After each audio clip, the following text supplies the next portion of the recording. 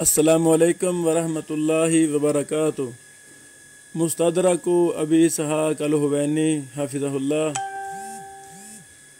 جلد نمبر 1 صفحہ نمبر 71، کتاب الایمان، حدیث نمبر 1۔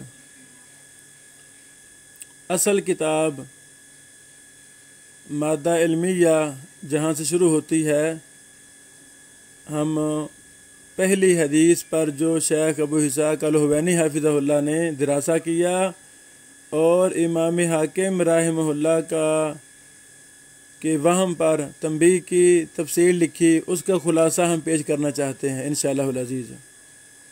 حدیث نمبر 1 لکھی ہے، حدیث ابی ہریرہ رضی اللہ عنہ مرفوعاً، اکمل المؤمنین ایمانا احسنہم خلقا، مشہور حدیث۔ اس کے بعد لکھا ہے، قال ابو اسحاق رضی اللہ عنہ، یہاں حافظہ اللہ ہوتا تو زیادہ بہتر تھا، مرتب نے رضی اللہ عنہ لکھ دیا ہے۔ یہ اصطلاحات خاص ہو چکی ہیں، رضی اللہ عنہ جب بھی بولا جاتا ہے یا لکھا جاتا ہے تو فوراً ذہن میں آتا ہے کہ یہ صحابی ہیں۔ یہ اصطلاح صحابہ کے ساتھ خاص ہے، ہمیں بھی صحابہ کے ساتھ ہی اس کو استعمال کرنا چاہیے۔ بہرحال قال ابو اسحاق کے بعد لکھا ہے، حاکم فی کتاب الایمان، جلد نمبر 1 صفحہ نمبر 3، المستدرک، وعنہ البیہقی فی شعب، حدیث نمبر 7976۔ یہ لکھنے کے بعد آگے اس حدیث کی مکمل سند لکھی ہے۔ مکمل سند لکھنے کے بعد لکھا ہے، یہ ساری عربی عبارت ہے، ہم اس کو اردو میں اختصار کے ساتھ پیش کرتے ہیں کہ اسے ابن بشران نے امالی حدیث نمبر 79 میں نکالا ہے اور بیہقی نے اپنی کتاب شعب الایمان حدیث نمبر 7976 میں نکالا ہے۔ آگے سند لکھی ہے۔ اس کے بعد لکھا ہے کہ اس کو امام دارمی جلد نمبر 2 صفحہ نمبر 231، امام احمد جلد نمبر 2 صفحہ نمبر 527، امام ابن ابی شیبہ مصنف میں جلد نمبر 8 صفحہ نمبر 516، جلد نمبر 11 صفحہ نمبر 27 اور 28، اور ابن ابی شیبہ اپنی کتاب الایمان میں حدیث نمبر 20، ابن نصر رحمہ اللہ اپنی کتاب تعظیم قدر الصلاۃ حدیث نمبر 453 میں لائے ہیں۔ اس کے بعد امام بیہقی شعب الایمان حدیث نمبر 26 کا حوالہ لکھا ہے۔ اس کے بعد لکھا ہے کہ طحاوی مشکل الاثار حدیث نمبر 4430 میں لائے ہیں، طبرانی مکارم الاخلاق حدیث نمبر 9 میں، اور امام بیہقی شعب الایمان حدیث نمبر 7977 میں لائے ہیں۔ شیخ ابو اسحاق الحوینی حافظہ اللہ نے اس حدیث کے مختلف طرق کی الگ الگ تخریج کی ہے۔ یہ چونکہ ہم اختصار کے ساتھ پیش کرنا چاہتے ہیں، ورنہ ہم ہر سند کو الگ الگ بیان کرتے۔ یہ ساری تخریج بیان کرنے کے بعد لکھتے ہیں، قال الحاکم، ہمارا اصل مقصود اب شروع ہو رہا ہے۔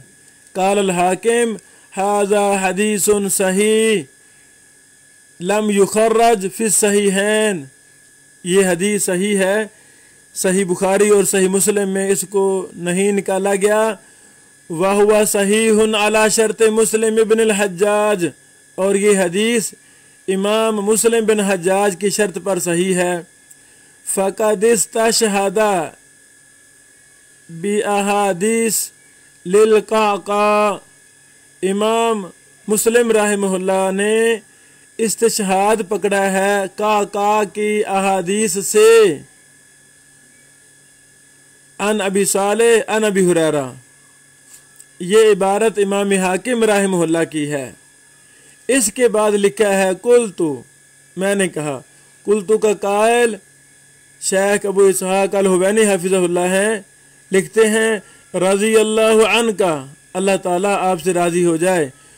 اور یہ شیخ ابو اسحاق الحوینی حفظہ اللہ کی بہت اہم صفت مبارکہ ہے کہ وہ جب بھی کسی امام اور محدث پر تعاقب کرتے ہیں تو لفظ رضی اللہ عنہ کا استعمال کرتے ہیں۔ تنبیہ الحاجد بری پڑی ہے اور مستدرک ابی اسحاق الحوینی میں بھی آپ کو ہر تعاقب سے پہلے یہی ملے گا قلت رضی اللہ عنہ کا، اور یہ بہت بڑی دعا ہے۔ اس کے بعد لکھتے ہیں فقولو کا استشہد باحادیث،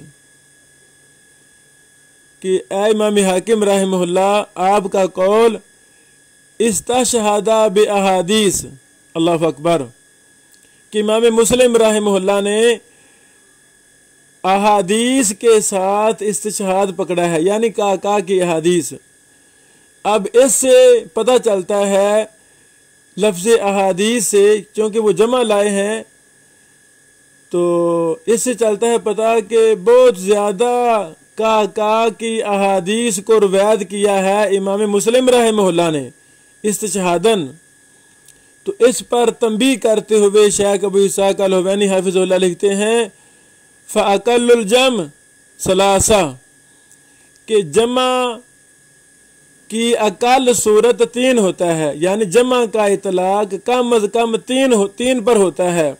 تو آپ نے لفظ احادیث استعمال کیا ہے، حالانکہ وَلَمْ يَرْوِ مُسْلِمٌ لِلْقَعْقَاعِ ابن حکیم عن ابی صالح عن ابی ہریرہ الا حدیثین، حالانکہ امام مسلم رحمہ اللہ نے تو کا کی صرف 2 حدیثیں بیان کی ہیں۔ اللہ اکبر، یہ ایک نقاد محدث یعنی اس لفظ پر بھی تنبیہ کی کہ آپ کو لفظ احادیث نہیں استعمال کرنا چاہیے تھا، بلکہ چاہیے تھا آپ لکھتے استشہد بحدیثین، اللہ اکبر، للقعقاع، کہ امام حاکم کو یہ لکھنا چاہیے تھا کہ امام مسلم رحمہ اللہ نے کا کی 2 حدیثوں سے استشہاد پکڑا ہے۔ تو آپ نے لفظ جمع بولا، جمع کا اطلاق کم از کم 3 پر ہوتا ہے، حالانکہ مسلم رحمہ اللہ تو کا سے صرف 2 روایتیں لائے ہیں۔ سبحان اللہ۔